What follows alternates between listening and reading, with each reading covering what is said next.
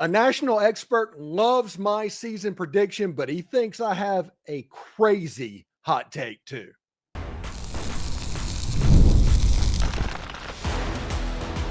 You are Locked On Ole Miss, your daily podcast on the Ole Miss Rebels. Part of the Locked On Podcast Network, your team every day. Welcome to the Locked On Ole Miss podcast. I am your host, Steven Willis, and we will bring in Phil Steele from the Phil Steele College Football Preview to talk Ole Miss and SEC football in just a second. You will not want to miss that. Thank you for making Locked On Ole Miss your first listen every day, and please give us a like, a subscribe, and comment on the video on your way out. It costs nothing, but it helps us out. Today's episode is brought to you by FanDuel. New customers can get $150 in bonus bets when your first $5 bet wins. Listen, Ole Miss's football schedule is unique this year. 9 games inside the state of Mississippi. Lane Kiffin famously made the joke that they had 9 home games this year. They go to Georgia, that'll be a tough game. They go to Norman, that'll be a tough game. And then they go to Kentucky. I think that Ole Miss has a 10-2 season ahead of them, potentially. Phil Steele, tell me why I'm crazy. Well, I don't think you're crazy, Steven. In fact, every year when I do it, once the magazine goes to the presses, I put who I have favored and who I have an underdog in games for the year. And I only have Ole Miss an underdog in 2 games. It would be at Georgia and Oklahoma. I do have a couple of toss-up games on the schedule, however, with LSU and Florida at home. Both those teams are loaded. I guess my concerns for Ole Miss would be they lost 8 NFL draft picks, which happens to be the most in school history. The defense of front 7 is not going to be as dominant as last year. They lose 4 draft picks off the defense front 7, plus a number 2 draft pick in the secondary. Of course, going from a longtime veteran quarterback to a first-year starter. But there's no doubting the talent that Lane Kiffin's brought on board. And if they acclimate quickly and win those 2 home games, they could easily get there. I figured they'd drop one of those 2, and that's why I picked them where I did in the SEC. But I would consider Ole Miss to be a clear playoff contender, depending how quickly they get these transfer players acclimated. All right, Phil Steele from Phil Steele's College Football Preview is joining us today, and thank you for coming on board. Listen, I like this Ole Miss team. Lane Kiffin in fall camp right now, I think he likes this group of players, the transfers that came in, Deshaun Stribling, Harrison Wallace III, even some players on the defensive side of the ball. I think transfer-wise, that class, believe it or not, even though Kiffin is the portal king, they're not getting the credit that normal transfer classes at Ole Miss get. Yeah, that's true. I've seen LSU publicized, Texas Tech publicized like Ole Miss used to be, but there's no doubting the talent that's been brought in. As you mentioned, Wallace and Stribling, a receiver, are 2 guys that I projected as starters. Got a couple other starters coming in, like Yates coming in from Missouri, a linebacker. And then you look in the secondary, I got Braxton coming in from Arkansas, Ryan coming in from LSU, projected as starters. I think he's done a very good job in the portal, as usual. Yeah, it's really interesting what they put together, because I think the Ole Miss class this year, they knew the house settlement was coming. So Ole Miss brought on a capologist last year. So this year was a transfer portal they did with a salary cap, if you can believe that. And it just looks a little bit different, but they found somebody that might be a diamond in the rough over going out and finding another Walter Nolan, if that makes sense. Yeah, absolutely. And, that's what we're getting into now in college football. Everybody's hiring general managers. And, I used to talk to purely all head coaches. This year I did talk to a couple of GMs and probably got more out of the GM than I would have out of the head coach, as far as knowledge of the overall team and all 105 players and their comings and goings. So it really has been a drastic change in college football. The stuff that's gone on in just the last 3 or 4 years, Stephen, is probably more than happened the previous 100 years in college football. Yeah, it's interesting, and it's going to get worse before it gets better. If anybody's listening to this, they're still trying to sort some stuff out. I figure the next 5 years are going to be some of the most tumultuous years in the history of college football, because everybody's just trying to figure this out. Yeah, and I think the key is, can we get someone in charge that actually has power? Right now, the NCAA has no power. Every time they try to implement a rule, somebody sues them, they drop it, it's gone, and it's free reign for everybody. So if they can get somebody in charge and everybody agree that there is a power and they can enforce things, then I think it would settle down. And one thing, Steven, I really want is one transfer portal as opposed to two. I can't tell you how that much it affected the magazine. We have to push it back, putting out the magazine till the first week of June, 5 weeks after that second portal closed. And the thing I found fascinating this year was how many players signed in the winter portal that were leaving after the spring portal. It was really like a epidemic of what was happening. A lot of players leaving after the spring portal that was just new to the team in the fall or in the winter. Yeah, and obviously by what you described, you would be in favor if it was one window being in the winter as opposed to the end of the year. Yes, absolutely. You give me a January window and I'm a happy camper. And I think we return some spring games as well, because right now coaches are afraid to show off something and they have their players leave after spring practice. All right, we'll come back with Phil Steele in just a moment. But first, I want to let you know summer sports are in full swing, and whether you're all about the baseball under the lights, golf on the green, or high-stakes soccer action, FanDuel is the best way to make every game more exciting. You're already following the action. Why not make it a little bit more thrilling? With FanDuel, you can get in on the game while your friends are getting sunburned at the beach. I've been using FanDuel to track my favorite matchups. Right now, Ole Miss is a 37-point favorite over the Georgia State Panthers, and they keep it fresh with new daily promotions and fun ways to actually bet on the game. It's easy to use, fast to pay out, and even makes regular season games feel like must-watch events. Whether I'm placing a same-game parlay or watching a bet ride into the ninth inning, FanDuel makes me feel like I'm part of the action. If you're new to FanDuel, new customers can bet just $5 and get $150 in bonus bets if your first bet wins. Open the FanDuel app today or visit FanDuel.com to get started. Yeah, I was talking on my message board, and we were trying to figure out how much of a rotation Ole Miss is going to have. And the argument happens, you're going to want to play players because of the transfer portal, and I'm of the opinion that you want to hide kind of players to keep the retention price down. Yeah, it's really a fine line. And I tell you, talking to all the coaches like I do and going over it, they're still trying to figure it out as well. And I can tell you that the group of 5 coaches, they are probably getting a better class of recruits right now because all of the power teams are taking more transfers than they are freshmen for the most part. And it's trickling down where they're getting a better class of true freshmen. But each of these coaches know once they develop a player and he becomes a star, he's gone. Power 5 guy is going to grab him. So the group of 5 coaches are definitely all in thinking that, once this guy becomes a star, we're not going to have him. And sometimes they're like, hey, that guy got injured last year. He wouldn't be here this year. Right.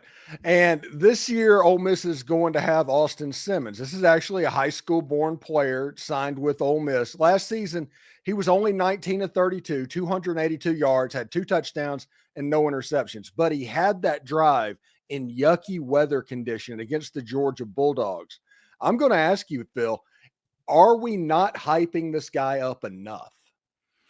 Well, yeah, I think he definitely deserves the hype. I think he's extremely intelligent to have come in early and done what he did. And the Georgia drive was remarkable. I will say, you go back to Tennessee last year, Nico Iamaleava had a great bowl game. And Tennessee folks are like, this guy's going to be the best quarterback of the year. And he went through some first-year starting problems in his first year. He had a good year, but not a great year and probably not up to expectations. I would think with Simmons, he is going to have a good year, but I think there will be some first-year things that he goes through. But there's no doubting the talent he has or the intelligence level.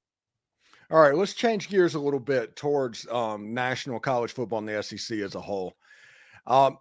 Your pick for national championship and all of that, This is something that's interesting. 15 of the 23 teams that are below 101 to win the national title are breaking in new quarterbacks. That's Ohio State, Miami, Texas, Auburn, Oregon, Georgia, basically the who's who of college football.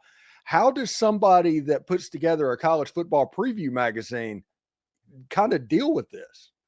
Yeah, you have to go in a couple of different layers when you're looking at new quarterbacks. First of all, supporting cast. And I'll bring up that because let's talk about Jackson Arnold at Oklahoma last year, first year starting quarterback, but he had 0 returning starters on the offensive line. And then they lost like their top 5 receivers due to injury. So naturally, Jackson Arnold, with little protection and no one to throw to, struggled in his first year as a starting quarterback. Then you take a look at a team, let's say Notre Dame. Notre Dame has a loaded offensive line this year, and they have an outstanding receiving core. So I think their first year starting quarterback isn't have to go out. And they also got my number 2 running back core in the country. So their first year starting quarterback doesn't have to go out and win games for them. I would expect no matter who wins the job there, that they are successful in the first year and under less pressure. So I think the supporting cast really has something to do with first year starting quarterbacks and how they do. You also like to see a little bit of experience. Did they play a little bit? Sort of like Simmons did for Ole Miss last year. Get their feet wet, especially in a big game. I think that's an advantage for your first year starters. Yeah, it's really interesting because the reason, this is a long way for me to get there, but the Texas-Ohio State game in week 1, Texas goes up to Columbus.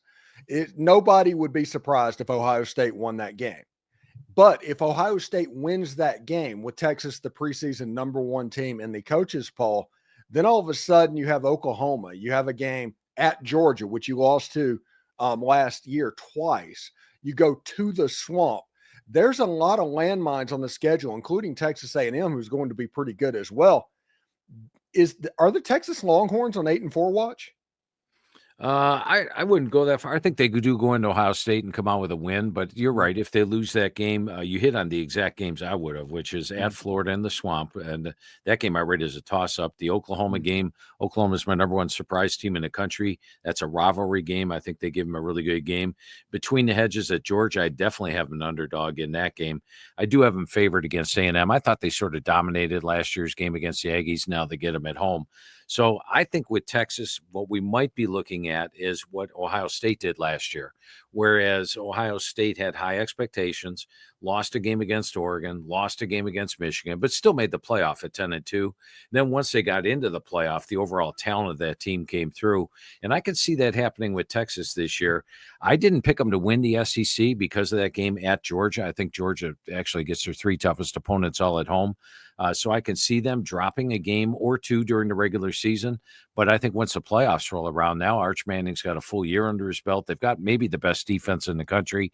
That young offensive line will now have experience. I think Texas will be a threat to actually win it all in the playoff. What do you feel about Alabama? Alabama is kind of an enigma to me because they looked really good against the Georgia Bulldogs last year, and then the Oklahoma game happened. I don't know how much money and how much I'm willing to invest in Alabama, but on the other side, Alabama's always good. Yeah, I'm loving the over 9.5 with Alabama for this reason. You come into last year, Nick Saban did things a certain way, right? You got a new head coach coming in. Is everybody going to listen to your new head coach? Or, hey, we've had Nick Saban, blah, blah. And I didn't think this was a total team this year. The thing I loved about Alabama was they lost very few players in the portal. So now this team is bought in. They're here. They're playing. And when you look at my top units, I rank them in the top 10 in it, basically every single unit, with the exception of quarterback. And I think Ty Simpson is a guy who was one of the top-rated quarterbacks coming out of high school. He's waited his turn. He did great at the Manning Passing Academy. He's looking good in the spring, and he doesn't have to win games for them, by himself, because he's got a top 10 offensive line, my number 7 set of receivers, and my number 4 set of receivers, number 7 running backs. And then you look at the schedule for Alabama. The only game I have an underdog all year is at Georgia, and there I only have them a 4-point dog. I think they'll be favored in all the rest of their games. Total 9.5. You have a bought-in team. And remember, the last time Kalen DeBoer was a second-year head coach, he was at Washington. He didn't have this much talent under his disposal, and yet he was playing for the national national championship at the end of the year. I think he's one of the best head coaches, and he now has a team that's bought in. Okay, let's move up to the state of Tennessee with Vanderbilt and Tennessee. If I told you going into the season, Vandy ended up winning more games than Tennessee, would you believe me? That's I think that'd be hard to believe, but then again, you have to look at Diego Pavia, and how do you doubt this guy and what he's done, pulling off the upsets he did, and frankly, they might have pulled off some more upsets down the stretch last year had he been 100% healthy. He was sort of hobbled in the final run of the season, but I would say you're crazy is what I'm going to say to that, because when you look at Tennessee's schedule this year, there's not a lot of games where you pick them as an underdog. I mean, home against Georgia, yes. At Alabama, yes. At Florida, yes. The Oklahoma game, I think, is a toss-up game. But other than that, this is a team that it's floor for this squad. I mean, with road games against Kentucky and Mississippi State, I think are very winnable. The floor is probably 7-8 wins, and the ceiling would probably be 10 for this squad. I think they'll be closer to the floor, breaking in a new quarterback, losing all they did on offense. But I think Tennessee will be favored in a lot more games than Vandy. It would take a lot of upsets for Vandy to finish with a better record. So are you picking that, Steven, by the way? No, I'm not picking that. I'm not picking that. But when you look at Tennessee, they would have to hit the floor. They'd have to be closer to 7 wins because Vandy's not getting up much above 7, right? Yes, I would agree with that. And I'll tell you what, Clark Lee, when I talked to him, he's a confident coach. And what they did last year, I did not expect Vanderbilt to have the record they did last year. Didn't expect Vanderbilt to get to a bowl game. And yet they did. Now they've got a veteran squad. In fact, they're number 1 on my experience chart. They've got Pavia back, and they've got a lot of confidence. But they're going to be an underdog in probably 6 games this year. So it's going to be tough to get to 7 or 8.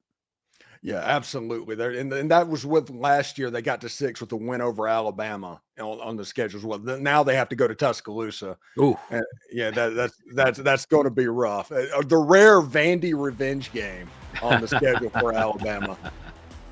When we come back, more Phil Steele talking about the college football scene as a whole just after this.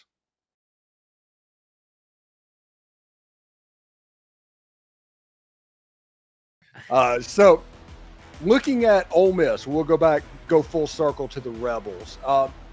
What is your general consensus of what this team can be this year? Well, as mentioned, I think the ceiling for Ole Miss is clearly the playoff. And I see, if everything goes well, I could see them making the playoff. The 2 question mark games I have are the home game against LSU and then the home game against Florida. I think those 2 teams are loaded, especially at the line of scrimmage, probably have the advantage there. If Lagway's healthy, that's going to be a tough win for Mississippi. I think the floor, though, worst case scenario is probably 8-4 for this squad. So, I think despite everything they lost, and they dropped from number 13 on my experience chart all the way down to number 109, a pretty big drop. They lose 8 draft picks for the first time ever.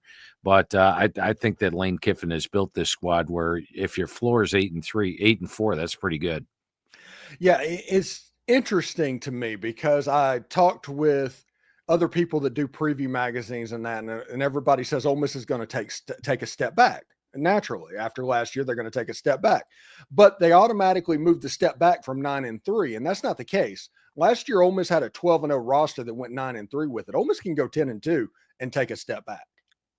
Yes, I think they can be a weaker team and go 10-2. I agree with you 100% there. Yeah, it should be fairly interesting. All right, looking at Ole Miss's schedule, I figured that Ole Miss has to start off the year 6-0, go to Athens 6-0. If the playoffs are there. After that, if you win in Norman or win in Athens, it just gives you a little bit of margin for error. But I think Ole Miss must go 6-0 to make the playoffs. Am I crazy? No, I would say that's for sure, because I don't see wins at Georgia. Georgia hasn't lost between the hedges in 6 years. And last year, Oklahoma went through a lot on offense. 0 returning starters on the offensive line, a banged-up injury-laden receiving core. And they only had 3 SEC home games last year. This year, they only have 3 true SEC road games, with Texas being a neutral site. So I think Oklahoma is going to be extremely tough at home. They're my number 1 surprise team. I think Oklahoma is a playoff contender. So in both games, I have Ole Miss a touchdown underdog at least. You have Texas A&M. Do you like what they have going on? I do. I've got them as my number 2 surprise team this year. And I'll go back to my conversation with Coach Elko. Last year when I talked to him, we were going over the offensive line. He said, Phil, I think we're in the middle of the pack, offensive line-wise in the SEC. Noted. And now this year when I talked to Coach Elko, he goes, Phil, we're at the top tier of the SEC. We're a Joe Moore contender on the offensive line.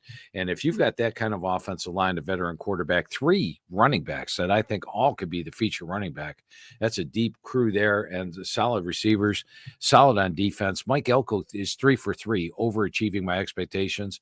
And let's not forget that in the season final last year, the regular season final, they are playing Texas for a chance to be in the SEC title game. Nobody expected that.